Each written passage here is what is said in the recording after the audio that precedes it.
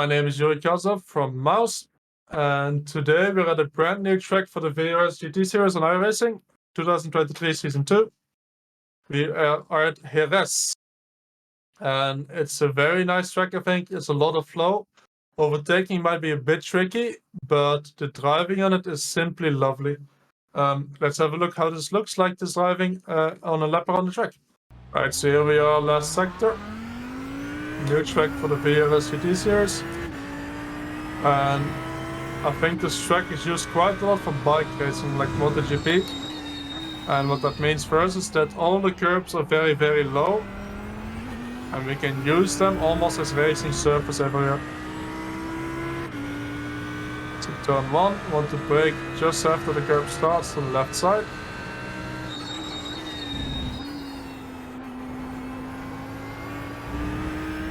There's all the curb on the exit. Brake just under the bridge. Make sure to not enter too quickly here. Get a good exit. All the way to the right side here. Small lift here.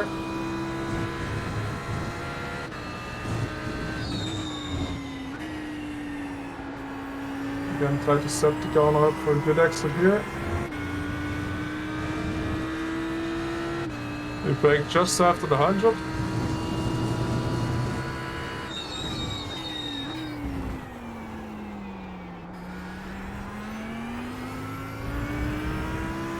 Could be easily flat in the next corner.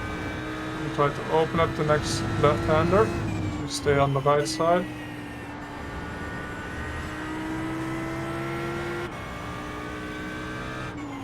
You can go down to second gear here. I like to keep it in third though.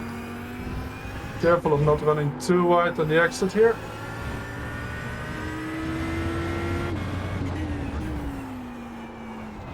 Flip the inside curbs a bit here.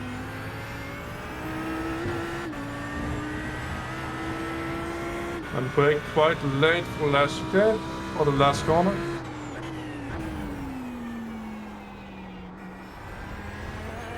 Set up a nice exit. That's the lap around Jerez. Alright, so here we are starting our lap. And we want to make sure to use as much as the track and a bit more than we can. Left side here on the paint has just as much as grip on the track. So we want to open up turn 1. Want to brake just after the curb starts. Down to second gear. Get to the apex here and on the exit again. We want to run all the way close to the gravel here. I think if you just about touch the gravel, you get an off track, so we want to avoid that. Then I want to brake under this bridge here. The way the sun is in this session means at the shadow, but you can take the bridge as a better reference because the shadow obviously changes a bit. Keep it in second gear here and focus on getting a really good exit. You can run on the inside here with the right side tires a bit on the curb without getting an off track. Again, left side tires on the curb here. If you run too far on the curb, you will get an off track. So you have to experiment a bit where this off track is. Next left-hander's almost flat. It's tiny lift for me on these conditions. Bring the car all the way over to the left side. A brake at around this entry road, the blue entry road on the right side. But you don't want to brake too hard. You want to carry speed into the corner. And hug the inside. It's a blind exit, so you need to learn where you can start going on throttle without running too wide on the exit. Just after the 100, go on the brakes here. Again, use quite a lot of the track on the left side. Careful with the throttle there on the exit to not get any wheel spin. This corner's easy flat. Want to exit just like the other corners with left side tire on the curb. Try to open up the next left-hander as much as you can. Small tap on the brake, not too much. And again, try to keep the speed up through the corner, carrying a bit of speed into the corner. Then we get a tricky double right-hander here. It's easy to understeer a bit in the middle of these corners. So you can go to second gear here. I like to keep it in third.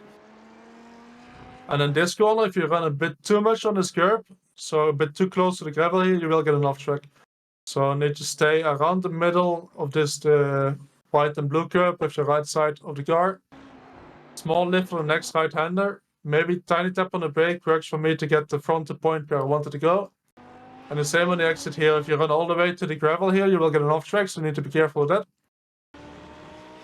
And then I would prefer the non-chicane version here, but we're running the GP version, which means we need to brake somewhere here, but there's not really any reference. So you need to learn where you need to brake here without much of a reference. This wall on the right here can be a reference, but it's too far away in my opinion. So it's quite tricky where to brake. Want to make sure on this chicane here, you can use the inside of the green to rotate the car a bit. So I want to go completely over it on the first and left one, the second one, to straighten up the chicane a bit and to get a bit of rotation in the car. Once you're coming off the left part of the chicane here, it should be easy flat. This green curb on the inside is higher than the previous two, so you want to avoid it. It should be flat anyways. The next kink is also easily flat.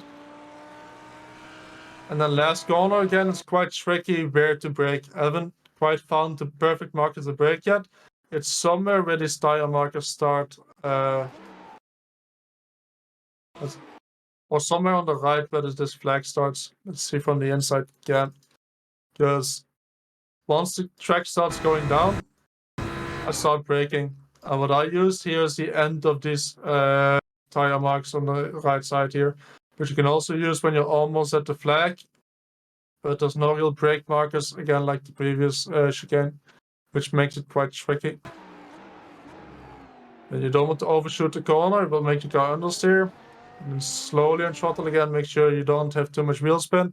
And the last corner, I think you can run all the way to the gravel without getting an off track. And that's the lap around Jerez.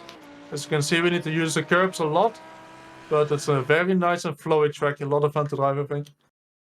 Right, so that was the lap around Jerez. As I said, a lot of fun to just hot lap. Racing might be a bit tricky, but it always is a lot of fun if you can just drive alone, have a good time by yourself, and maybe make some overtakes while you're at it. Wish everyone good luck. And if you want to see more videos like this, make sure to subscribe to the channel.